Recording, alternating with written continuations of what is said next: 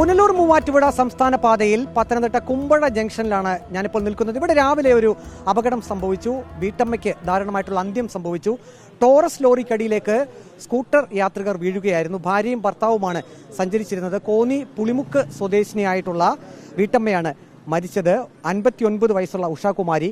ഇവിടെ ഏറ്റവും വലിയൊരു പരാതി എന്നുള്ളത് നാലും കൂടിയ ഈ ഒരു ജംഗ്ഷനിൽ ഇവിടെ ഒരു സിഗ്നൽ ലൈറ്റ് ഇല്ല എന്നുള്ളതാണ്. രാവിലെ ക്ഷേത്ര ദർശനം കഴിഞ്ഞ് ദമ്പതികൾ സ്കൂട്ടറിൽ വരികയായിരുന്നു.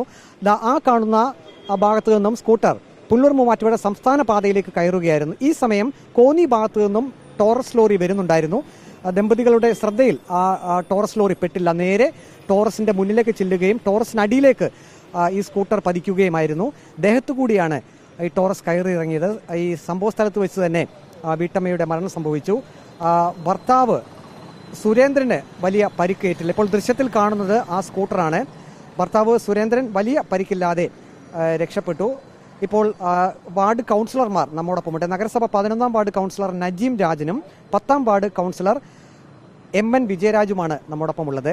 ഇപ്പോൾ വലിയ പരാതി ഇപ്പോൾ ജനങ്ങൾക്കുണ്ട്. പ്രധാനപ്പെട്ട ഒരു കാര്യം എന്നുള്ളത് നാലും കൂടിയ ഒരു ജംഗ്ഷനാണ് കുമ്പഴ ജംഗ്ഷൻ എന്നുള്ളത്. ഇവിടെ ഒരു സിഗ്നൽ ലൈറ്റ് കാണുന്നില്ല. ഇവിടെ സിഗ്നൽ ലൈറ്റ് വേണമെന്ന് ആവശ്യപ്പെട്ട് നിരവധി തവണ മുൻ MLA അടുത്താണെങ്കിലും ഇവിടുത്തെ MLA അടുത്ത് ഇന്നും വിളിച്ചു പറഞ്ഞിട്ടുണ്ട് സിഗ്നൽ ലൈറ്റ് നിർബന്ധമായിട്ട് ഇവിടെ സ്ഥാപിക്കണം. കാരണം അന്യ സംസ്ഥാനത്തു നിന്നും ശബരിമലയിലേക്ക് വരുന്ന ഏറിയ പങ്ക് വാഹനവും ഈ കുമ്പഴ ജംഗ്ഷൻ വഴിയാണ്. ഇത് പത്തനംതിട്ട ജില്ലയുടെ പ്രധാന നഗരമായ പത്തനംതിട്ടയുടെ ഉപനഗരമാണ് കുമ്പഴ. അപ്പോൾ നമുക്ക് ദൃശ്യത്തിൽ നമ്മളിവിടെ നിന്ന് നോക്കുമ്പോൾ തന്നെ കാണാൻ സാധിക്കും അങ്ങോട്ടും ഇങ്ങോട്ടും ഒക്കെ വാഹനങ്ങൾ ഒരു നിയന്ത്രണമില്ലാതെ പോവുകയാണ്. ഈ വാഹനങ്ങൾ ഇന്നിപ്പോൾ ഈ ആക്സിഡന്റ് നിരവധി ആക്സിഡന്റുകൾ ദിവസേന ഇവിടെ നടന്നു വരുന്നുണ്ട്. പക്ഷേ എങ്കിലും ഇന്നിപ്പോൾ ഈ ആക്സിഡന്റ് നടന്ന സ്പോട്ട് ശ്രദ്ധിച്ചാൽ മനസ്സിലാവും. ജനങ്ങൾക്ക് കാൽനട യാത്ര ചെയ്യാൻ നമ്മൾ അടയാളപ്പെടുത്തിയിരിക്കുന്ന സീബ്ര ലൈനിലാണ് ഈ അപകടം നടന്നത്. ഇപ്പോൾ മറ്റ് വാഹനത്തിന്റെ തെറ്റില്ലെങ്കിൽ പോലും ഇവിടെ വാഹനങ്ങൾ വളരെ വേഗത കുറച്ച് വരേണ്ട ഒരു സ്ഥലത്താണ് ഈ അപകടം നടന്നിരിക്കുന്നത്. ഈ മലയാളപ്പുഴ ഭാഗത്തു നിന്നും ക്ഷേത്രദർശനം കഴിഞ്ഞ് ദമ്പതികൾ സ്കൂട്ടറിൽ വരികയായിരുന്നു. നമുക്ക് കാണാം, ദൃശ്യത്തിൽ കാണാം, ആ ഭാഗത്ത് സിഗ്നൽ ലൈറ്റ് ഇല്ലാത്തതുകൊണ്ട് തന്നെ പുനലൂർ മൂവാറ്റുപുഴ സംസ്ഥാന പാതയിൽ കൂടി വാഹനങ്ങൾ വരുന്നുണ്ടെന്ന് അവർക്ക് അറിയാൻ കഴിയുന്നില്ല. അവർ നേരെ റോഡിലേക്ക് കയറുകയാണ്. അപ്പോൾ ഒരു സിഗ്നൽ ലൈറ്റ് ഉണ്ടെങ്കിൽ ഇവിടെ അപകടങ്ങൾ കുറയ്ക്കാൻ കഴിയില്ലേ?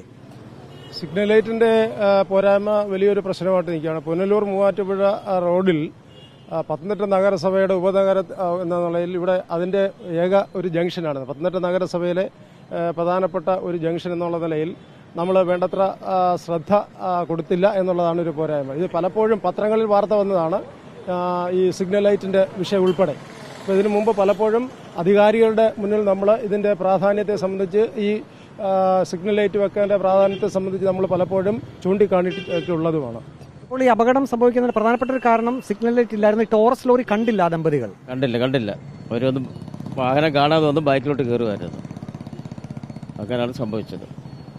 അപ്പോൾ സിഗ്നൽ ലൈറ്റ് നിർബന്ധമായിട്ടും ഇവിടെ അനിവാര്യമാണ്. കാരണം ശബരിമല മൂവാറ്റുപുഴ റോഡുകളല്ലേ, എപ്പോഴും തിരക്കുള്ള റോഡുമാണ്.